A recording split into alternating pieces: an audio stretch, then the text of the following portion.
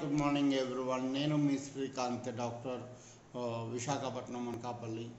నేను ఈరోజు మీ ముందుకు వస్తున్నాను ఎలక్ట్రో హోమియోపతి సబ్జెక్ట్ మీద.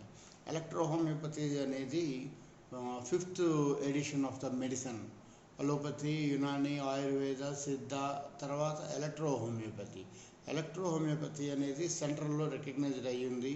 ఇంకా స్టేట్ వైజ్గా రికగ్నైజ్ అవ్వాల్సి ఉంది. ప్రతి స్టేట్లోని కూడా ఇది అతి త్వరలోనే రికగ్నైజ్ అయ్యే అవకాశాలు కూడా ఎక్కువగా ఉన్నాయి. ఇది నాన్ పాయిజన్ ప్లాంట్ నుంచి తీసి వాడేటటువంటి విధానం అన్నమాట. ఇది ఎటువంటి హానికరమైనటువంటి ఇది కాదు. అన్ని రకాల వ్యాధులకు కూడా చాలా చక్కని చికిత్స కలదు దీంట్లో. అలాగే ఈ పూర్వం మన మనుషులు పూర్వం ఆ అడవుల్లో తిరిగేటప్పుడు వాటిలో కాళ్ళకి దెబ్బలు తగిలేటప్పుడు ఆకు పసర్లు, ఆకు మందులు ఇవన్నీ వాడేవారు.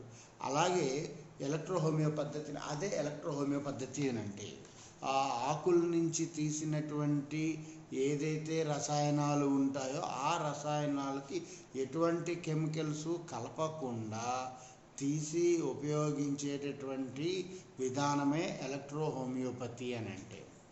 ఎలక్ట్రో హోమియోపతిలో కూడా ప్రతి చిన్న జబ్బు నుంచి క్యాన్సర్ క్యూర్ చేసేంత వరకు కూడా, యూరిట్రైన్ ఫైబ్రాయిడ్స్ వరకు కూడా దీంట్లో మనకి వస్తుంటాయి.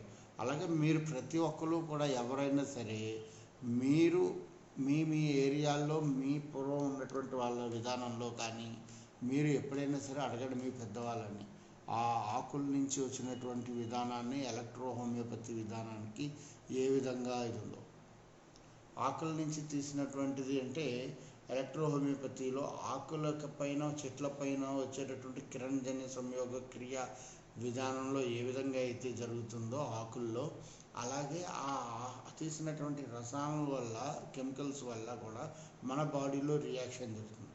అది కూడా హానికరం కాని మొక్కల నుంచి మాత్రమే. మొక్కల్లో విషపూరిత మొక్కలు కూడా ఉన్నాయి.